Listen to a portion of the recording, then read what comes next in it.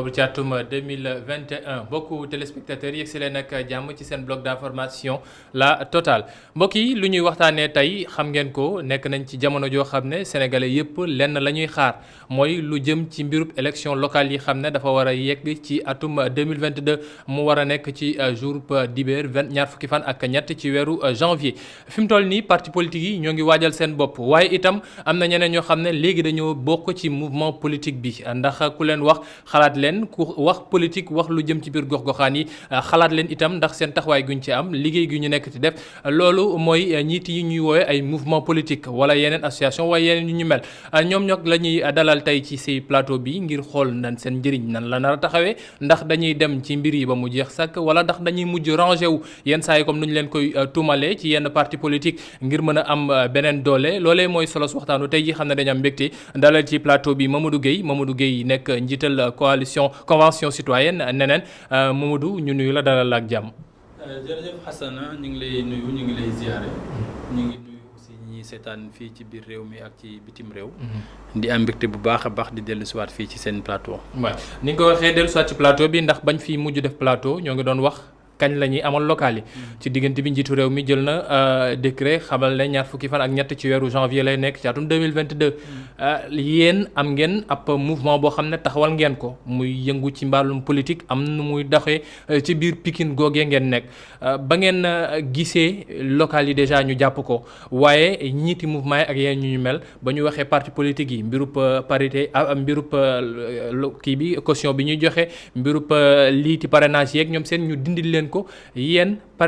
parrainage mel na lu xaw dafa des seen ndodd ba léegi lu jëm ci mbiru caution bi itam koppar gi ñuy laaj est-ce que jàppoo leen ne 2 poids 2 mesures moo am wala da ngeen jàpp ne mbir yi nu mu demee la ndax comme que nekkoo leen parti politique na. waaw déjà Cheikh Hassana damay préciser ni peut-être man parti politique laa dirigé. Effectivement c'était un mouvement politique. Mais depuis 2017. am nañ suñu récépissé parti politique. Donc on est un parti légalement constitué. Mais je crois qu'aujourd'hui dafa am benn nouveauté. boo xam ne depuis le référendum de 2016 lañ introduire woon la possibilité pour les mouvements et les indépendants ñu mën a bokk ci ay élections locales. Avant il faut le rappeler élections locales parti politique yi kese. ñoom ñoo ci mënoon a participer ce qui était peut-être une incongruité. parce que xëy na mooy mënuma wax mooy élections yi gën a tuuti. mais en tout cas suñu doon classé xëy na moom mooy élection yi nga xamante ni si l'échelle est la plus réduite mais parti politique yi kese ñoom ñoo ci mënoon a bokk donc aujourd'hui corrigé nañ anomalie boobu noonu benn mouvement wala benn citoyen mën na diriger une liste si bannière bi nga xamante ni si mooy bannière bu ko neex bu remplir les conditions légales aujourd'hui nag li ci des comme barrière moom mooy la caution notamment mu nekk benn montant bu ñu fixé à 15 millions pour les communes ak 15 millions pour les départements. muy 30 millions ku bëgg a bokk ci ñaari jongante yëpp. ça veut pas dire que kenn ku ci nekk da ngay déposer question boobu noonu parce que am na koo xamante ni si xëy na moom fa mu bëgg a bokk. mooy juste à l'échelle de la commune. wala ci ay communes. su boobaa benn 15 millions lay joxe pour toutes les communes du Sénégal fu mu ci bëgg compétir mu compétir fa. su fekkente ne aussi dafa bëgg a compétir ci benn wala plusieurs départements. beneen 15 millions kese lay joxe mu couvrir toutes les collectivités yi nga xam ne ville la wala département donc c'est pour dire que aujourd'hui am na benn genre égalité boo xamante ni si teg nañ ko ou bien benn libre accès à la citoyenneté loolu nag il faut s'en féliciter xam ne suñu démocratie mi ngi dox tey jii aussi le fait que ñu jàpp datu locale yi loolu aussi c'est une grande avancée parce que tamit reposé nañ ko fi reposé waat ko aujourd'hui on l'a figé et je crois que bu ñu gisee calendrier républicain bi ni muy doxee am nañu yaakaar bu wér ne fi mu nekk nii le compte à rebours a commencé et que parti bu ci bëgg wala mouvement bu ci bëgg wala citoyen bu ci bëgg bokk bu fekkente ne remplir nga conditions yooyu noonu notamment dajale caution bi nga xamante ne si mooy permettre nga mën a bokk incha allah rabbi bu ñu seegee dinañ ci bokk donc dañ koy rafetlu parce que tey jii dañu war a permettre ñi nga xamante ne si ñi ngi ci gox yi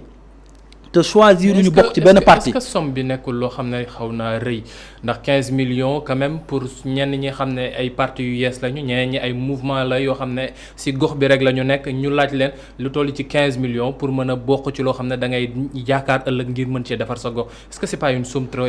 assez conséquente. La somme est assez conséquente il faut le reconnaître mais dafa am histoire bi si njëkk moom moo di ne li ñu woowee le dialogue politique. bokkoon ci dialogue national bi ñoom ñoo waxtaan ba ñu ëpp ci ñoom. daal di jàpp benn montant boo xamante ne si xëy na c'était assez discuté. mais finalement am nañu benn consensus autour de ce montant là. leneen li ko indi moom mooy une raison historique. boo seetloo élection yi fi jàll di ay élections locales notamment bi fi mujjee muy 2014. il y avait une prolifération de listes. c'était vraiment extrêmement peut-être impressionnant. donc loolu nag bu fekkente ni jóge nañ foofu. jàpp naa ne jaadu na autorités yi aussi di réfléchir di tirer les leçons. des scrutins yi fiy jaar. xool li nga xamante ni si moom moo ci nekk ay rëq-rëq. ñu xool nu ñu koy corriger ba permettre aussi à l'expression citoyenne mu mën a exprimer wu de la meilleure des façons mais aussi à l'administration bi nga xam ne mooy organiser élection yi. ñu mën ko def de la meilleure des façons pour garantir aussi la transparence bi ci war a am. efficience efficacité. Alioune yaa ngi ñuy doogaat di dab ci plateau bi sànq ba ñuy tàmbali Mamadou maa ngi koy laaj ci mouvement yi. ak liiti local yi ndax moom ba mu fiy ñëw fekk ñoo ngi doon wax nan la ñu war a def ak kañ la ñu war a nar am local président jàpp na date yi ñëpp ñoo ngi waajal seen bopp waaye am lenn loo xam ne teg nañ ko ci muy caution bi mu nekk loo xam ne ñu bëri jàpp nañ ne dafa xaw a exagéré ndax su fekkee waa opposition bi dañ doon waxtaanee pour yegg ci 10 waa nguur gi ne noonu nañ yegg ci 20 njiit mi ne moom nañ ko yemale ca 15 yéen ñi xam ne yéen saa ay mouvement ngeen yore nekk ci gox-goxaan yi ne da ngeen di représenter seen gox comme yéen ni ngeen bëgg def ak Grand Dakar est-ce que caution bi mënul nekk handicap pour seen mission wala seen ambition en tant que tel. waaw bon d'abord dama leen di nuyu. vraiment di nuyu waa ITV di nuyu seen téléspectateur di nuyu aussi waa Grand Dakar. di leen remercier ci invitation bi. effectivement loolu mën na nekk gàllankoor mais aussi ci beneen côté c'est une opportunité. parce que dina tax. waxtaan yi gën a flexible maanaam tey day favoriser coalition bi day favoriser muy mouvement muy ci parti day gën a neexal waxtaan surtout par rapport au mouvement beneen côté aussi mouvement yi xam nga à un certain moment donné dafa dem ba bëri da nga gis ci benn koñ mu am fa 2 mouvements wala ci ñaari koñ ak 2 mouvements te aussi élection locale du ay fo du caaxaan aussi c'est quelque chose de sérieux de képp ku ci dugg da nga war a dugg ak des objectifs mais aussi nga poser sa bopp pour xam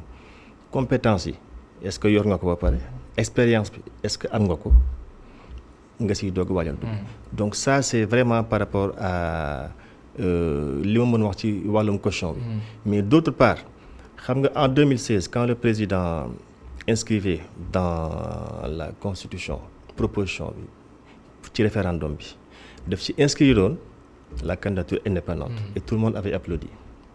donc mu dem ba à ce moment-là ñu dem ba jege ay local mu insérer si benn caution comme ni nga ko wax bu exagéré parce que mën na bañ a àgg ba ay 15 millions parce que am na ay communes yoo xam ne vraiment mën na bañ a egg ay 15 millions donc loolu man dama gis ne c'est paradoxal parce que ni ngay encourager vraiment dem ba inscrire ko dans la constitution mu jar nga def sax référendum boole ko ci point yi donc war nga par cette même occasion aussi faire preuve de flexibilité pour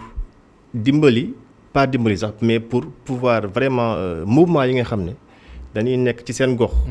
am fa doole trop pour ne pas dire am fa doole parti politique yi parce que parti politique mën nga nekk parti politique bu mag sur l'échiquier national mais dans une commune donnée ci biir Sénégal nga bañ fa am doole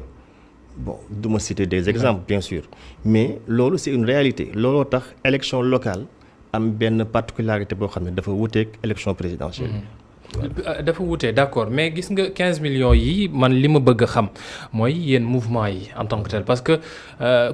local ko wax moo ngi mel ne présidentiel lu gox koñ bi dañuy wax ne non ñun diw mii la ñuy fal surtout bi la yoon def nañ ko suffrage universel direct kii ñuy fal ñëpp xam nañ ko ba pare suñu defee liste yi ak ñoom seen jël 15 millions yaa ngi wax ne da ciy baax sànq Guèye moo ngi doon wax itam li fi xewoon 2014 mbiru soppite yu ñu ci bëgg andi waaye koñ bu ne mouvement peut-être c'est pas trop parce que soo jëlee koñ bu mel ne Grand Dakar Grand Dakar xam nañu ñaari tali ñeneen ñu nekk à côté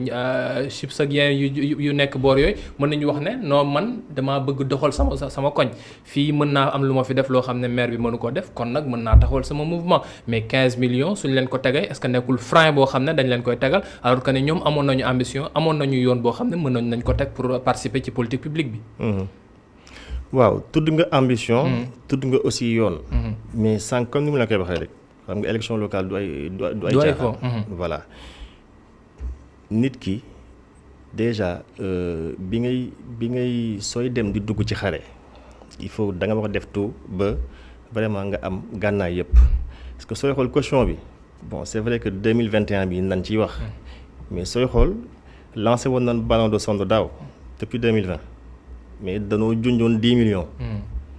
donc bi loolu amee man dama jàpp ne nga nekk leader d'un mouvement. am nga doole par exemple sur le plan des ressources humaines mais amoo doole sur le plan financier par exemple tey jii loolu dafa war a yombal waxtaan yombal coalition parce que ñun ñëpp suñu bëggee suñu développement gox normalement valeurs yi rek moo ñu war a tàqali ko wala parti yi mais normalement su fekkee ñun ñëpp dañoo bëgg suñu développement gox ñu nekk des entités des mouvements waxtaan pour trouver benn terrain d'entente warul nekk jafe-jafe non warul nekk jafe-jafe. Guèye par rapport ak caution bi ba léegi su fekkee mën nañ ci taxaw ba léegi ñu bëri dañu jàpp ne suñu ko defee 15 millions day mel na blocus pour ñenn ñi te après day ubbi beneen bunt nit ki mën naa xëccoo xool nu muy lijjantee ba am 15 millions am ne man par exemple damay jël ne Wakhinane Nimzatt rek laay xëccoo su ma demee ba toog nekk maire Wakhinane Nimzatt ma ni 15 millions yooyee ñi ma doon lijjanti xaaral ma xool nu may def ba rembourser waat sama bopp balaa maa doxal politique est-ce que nekkul ak contraste boo xam ne mën na andi jafe-jafe yenn saa yi ci gestion yi xam ne day am ci maire yi. waaw Cheikh Hassane damay déjà fàttali lan mooy caution. waay caution mi ngi nekk ni benn déposit boo xam ne da ngay ñëw daal di ne lii kat koppar yi man maa ko fi déposé pour firndeel ne askan bi am naa yaakaar ne am nañ ci man kóolute ba su ma demee élection gàtt dinaa am benn conseil boo déposé sa question pour benn commune wala ñaar wala fukk wala juróom fukki commune bu fekkente ne am nga conseil ci commune boo participer rek dinañ la delloo sa caution donc ça veut dire que li ñuy bañ moom mooy comme ni ko Alioune waxee mu am ay candidatures yoo xamante ni ci ay candidatures farfelues lay doon ku jug rek daal di ne man bokk naa comme ni mu amee woon effectivement il faut le dire en 2014 parce qu'il y avait comme ni ma la ko waxee sànq ay listes yu bëri et là ça coûte parce que dañu war a imprimer bulletin yooyu dañu war a considérer candidat boobu noonu jox ko des chances égales ak yeneen candidats yëpp donc loolu ça coûte quelque chose au peuple sénégalais loolu it nag dafa war a feeñ fenn koo xamante ni si da nga ñëw indi benn candidature boo xamante ni c'est une candidature sérieuse sa caution nu mu mën di toll incha allah rek boo amee benn conseil dinañ la ko delloo. autrement dit ñi nga xamante ni si am nañ ay chance su gagner amuñu xëy na crainte ñu delloo leen seen caution. amaana nag dajale caution mën naa diis. si ñenn ñi mais effectivement ni ko Alioune waxee toujours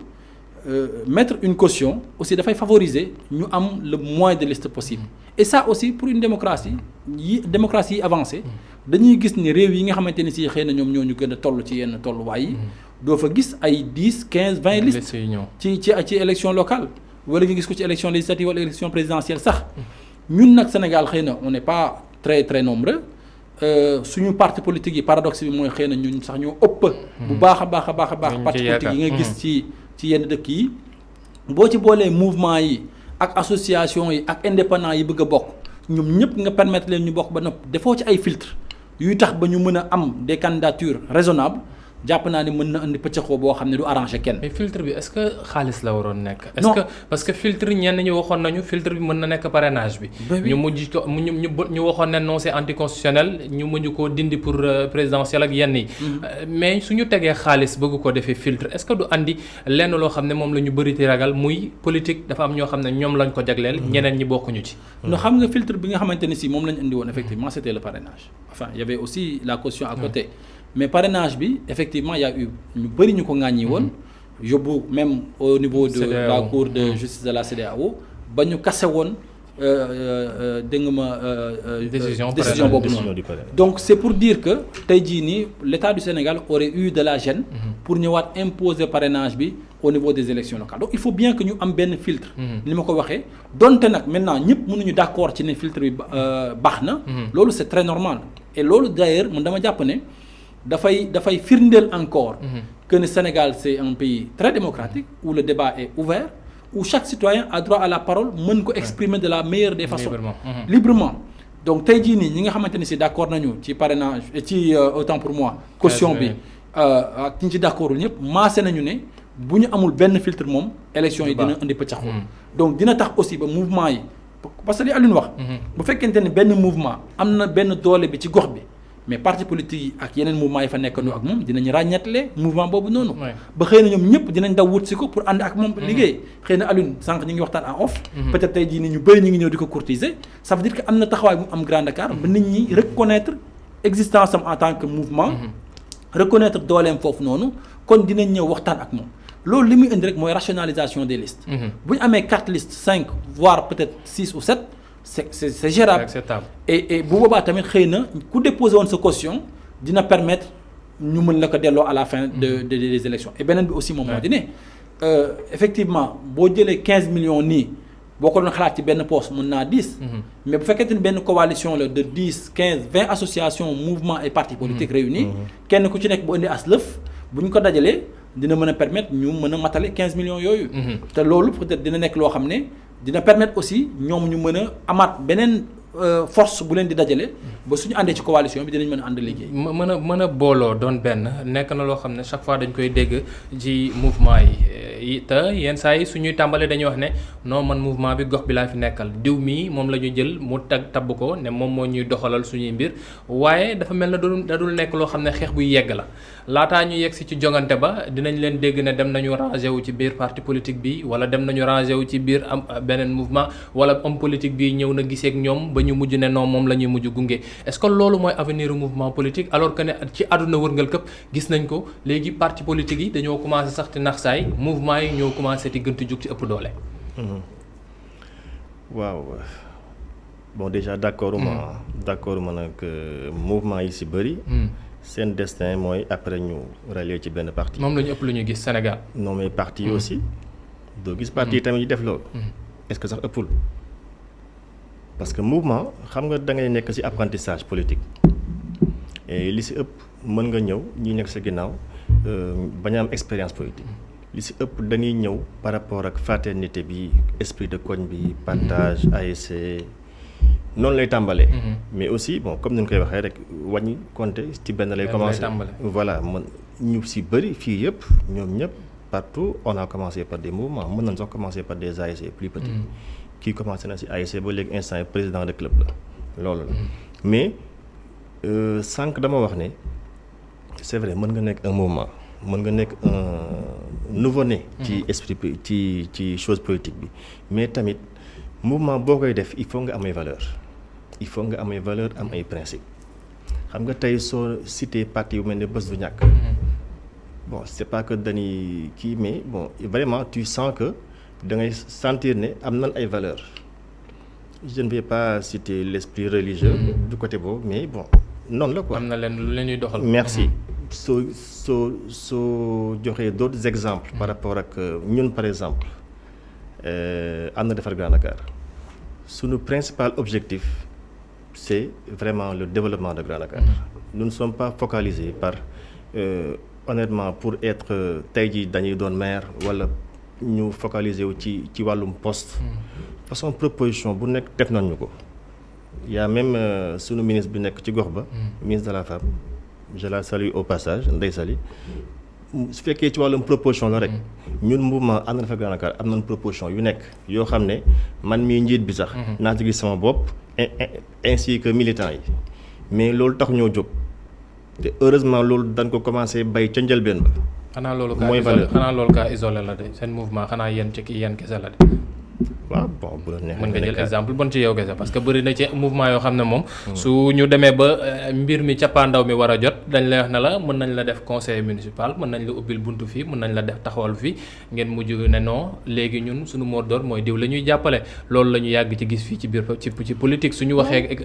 mbirum élection à chaque fois c'est presque la même chose. waaw mais xam nga dans le cadre d'une coalition moom. partage de poste loolu obligation la et da nga koy def par rapport ak yow sa doole aussi li ngay apporter ci coalition bi loolu moom on n'en disconvient pas mais cas isolé yi du ma ne cas isolé de vraiment à chaque fois dañuy gis des cas mais on n'en parle pas beaucoup. yi nga ci présidentielle yi passé l'honorable député Aïda Mbodj elle a choisi de ne soutenir personne. Déjà parce que amoon na ay antécédents par rapport ak parti bi mu jógee et tout mu def loolu ça c'est louable. Mais bon malheureusement duñ ci waxtaan lu bëri mais comme on dit rek c'est les barigots vides qui font du bruit. Mais vraiment am na ay mouvement fii yoo xam ne man j'en connais am na ay mouvement fii yoo xam ne parce que déjà ñi ngi dem vers ñoom pour def coalition wala pour liggéey dans le cadre du développement de la commune. Mais am na ay mouvement yoo xam ne valeurs yooyu noonu ba léegi dem ko fi gis. yéen ci seen cas fi mu toll nii ànd defar Grand Dakar da ngeen di dem ba mat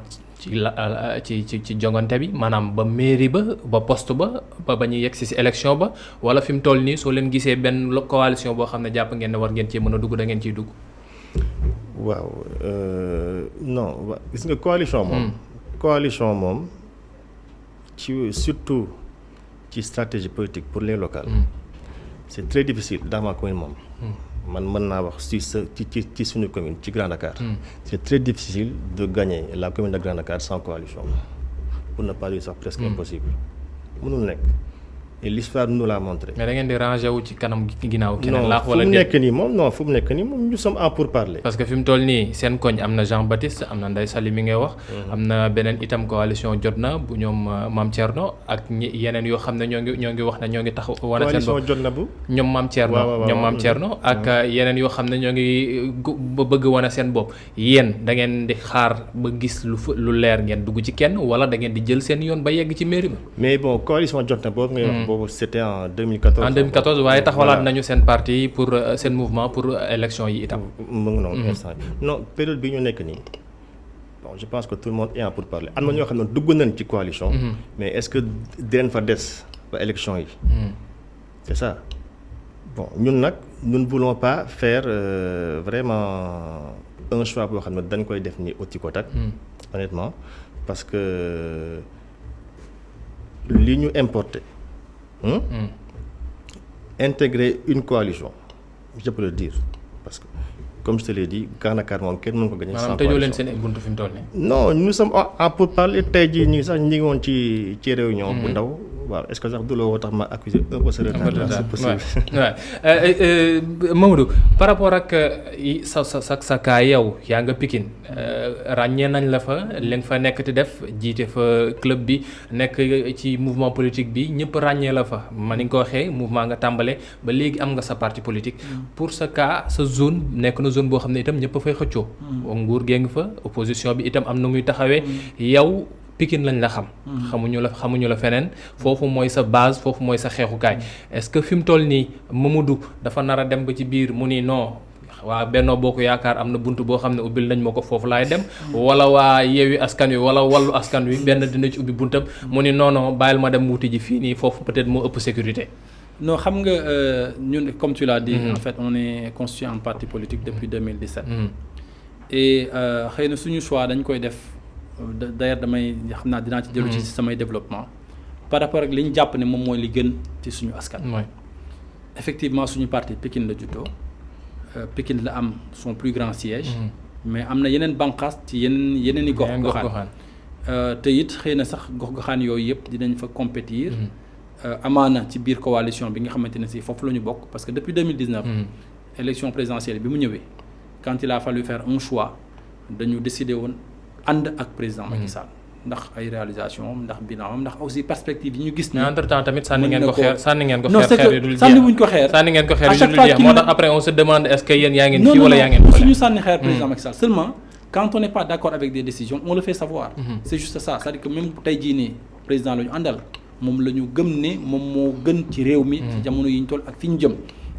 mais su fekkente ne am na benn décision boo xam ne ànduñu ci dañ koy wax de la façon la plus objective possible.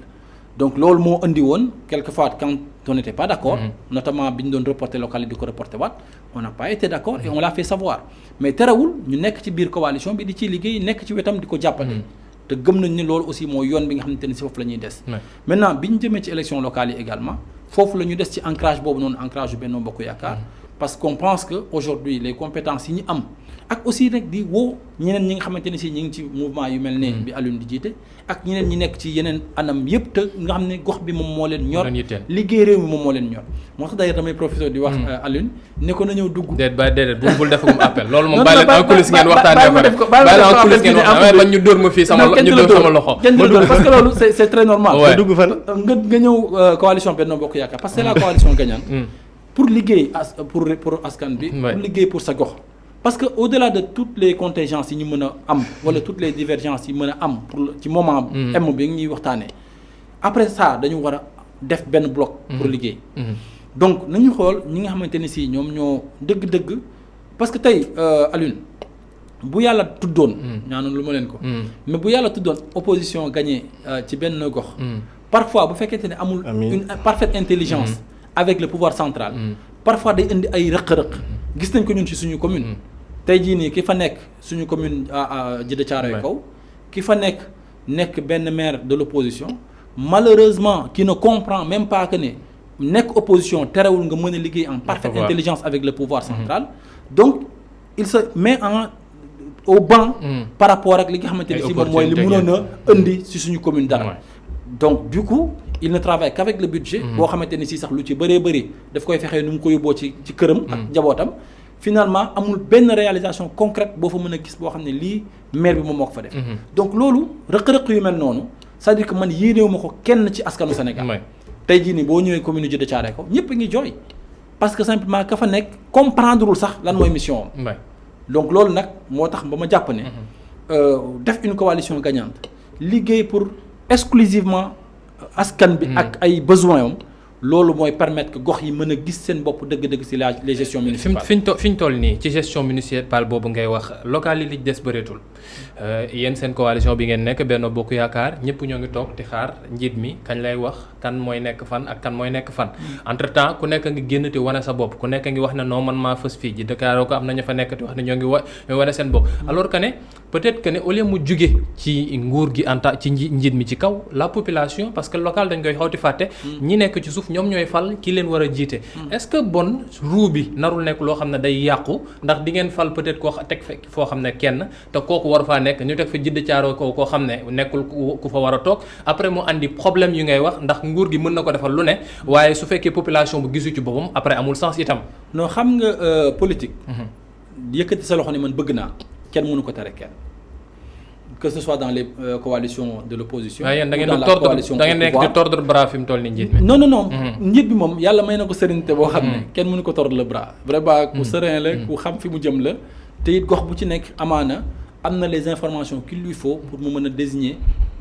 à défaut de consensus. ki nga xamante ne si moom moo war a jiite gox boobu noonu. d'ailleurs loolu moo tax yow pertinence wu xalaat bi ngay joxe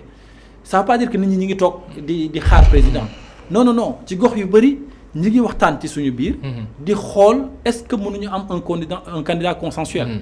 te loolu gëm naa ne bëri na gox yoo xamante ni si dinañ ko am en tout cas ñu ngi koy yaakaar à Djiddah Thiaroye Kaw ñu ngi koy yaakaar au niveau peut-être des autres communes. de Pikine et peut-être des autres zones. mais amul benn ci sama xalaat yoon boo xamante ni si ñi ngi toog rek daal di leen jël lépp jébbal ko président mu nekk benn choix cornélien pour moom. war a tànn pour 557 communes. benn fu ci nekk mu xool ak contingence yi fa mën a am. contradiction yi fa mën a am. donc gëm nañu ne ñun li ñuy fexe moom mooy fexe ba waxtaan ci suñu biir. proposer ko benn liste boo xam ne ñëpp dinañ ci mën a gis seen bopp et que askan bi dinañ mën a xam ne ñii kat ñu taxaw la pour liggéey pour askan bi kese. et que ay nit lañ ñu xam avant élection. ay nit lañ ñu nekkoon ci seen wet di leen taxaw lu jiite élection yi di ñëw. duñ jaar benn koñ ñu ne kii kan la.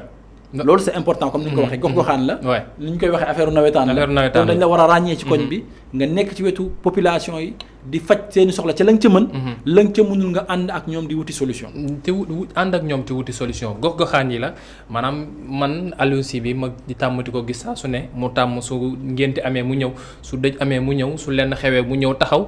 ëllëg nga taxawal sa mouvement ànd defar Grand Dakar ñun la yow la ñu tabb yow la ñu wax nga demal ñu dem ba mbir mi ti sore nga ni man kat coalition bi ñoom nag neenal ma li est-ce que loolu nekkul loo xam ne après à la limite dañuy population bi day mujj retourné wu ci benn point ci wax ne politiciens yi ñoom seen bopp lañ fi nekkal nekk luñu ci fi ñun ndax ñun ñoom la ñu yaakaar pour ñu diw lañ fa yaakaaroon moom yaakaarul loolu poosam la yaakaar wala poste bi ñu koy jox.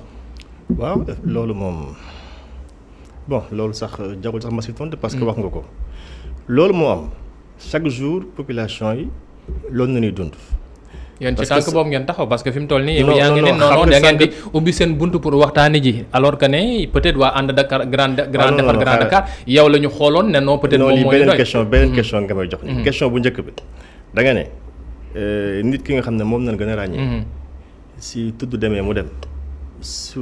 dëj amee mu dem su nangam ak nangam ak nangam loolu vraiment agissement yooyu comportement yooyu wala boog activité yu mel noonu chaque jour population yi di si teg seen bët mooy découragé ñun suñu maire bi fu nekk loolu nañ koy étiqueté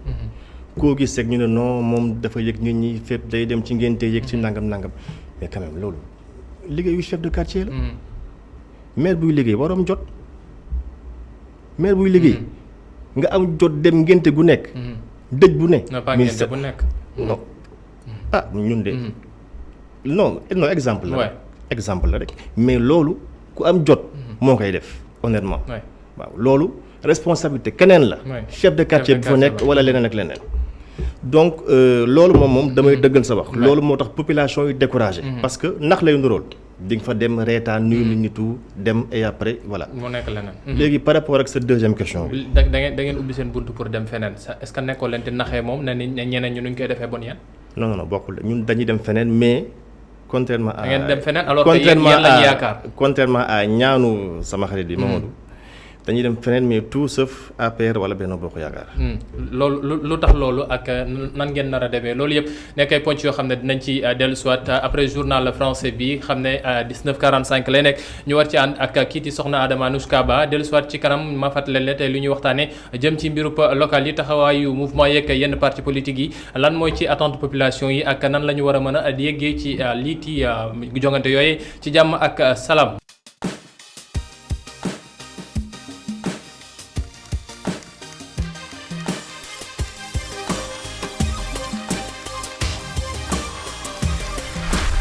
ñu dellu soit ak jàmm ci partie bu mujj ci seen bloc d'information la totale bu tey jii ñu war a waxtaanee lu jëm ci mbiru gox-goxaan yi élection locale yi parti yi ak mouvement yi seen taxawaay ak lan la ci société bi ci xaar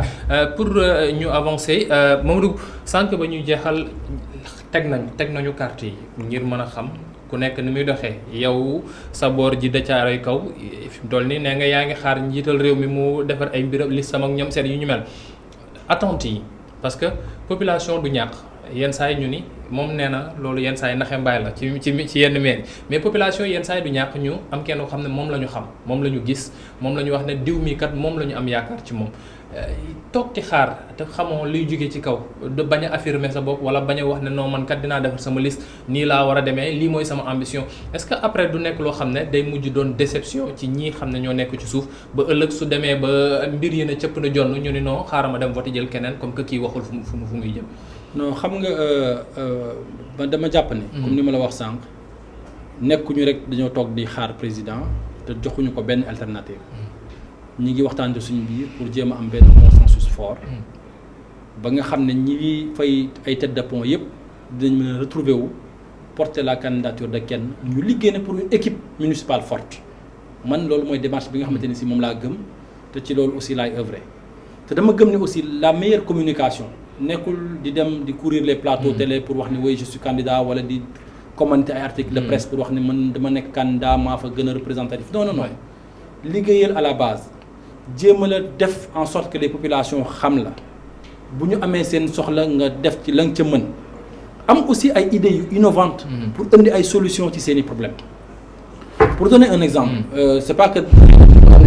j'en profite aussi kuy xalam di si jaay comme ni koy waxee après dinañ jaar service commercial amul benn problème mais ñun par exemple on a construit benn salle multimédia boo xam ne li ñu ci jublu moom mooy xale yi nga xamante ne si ñi ngi foofu école bi ma amee entrée en sixième man muy école Fatou Ndiaye Ndëpp tey jii nii ñoo ko gën nga xam école Lansar xale yi mën a tout de suite bi ñu nekkee ay ndaw ñu mën a familiariser wu à l'outil informatique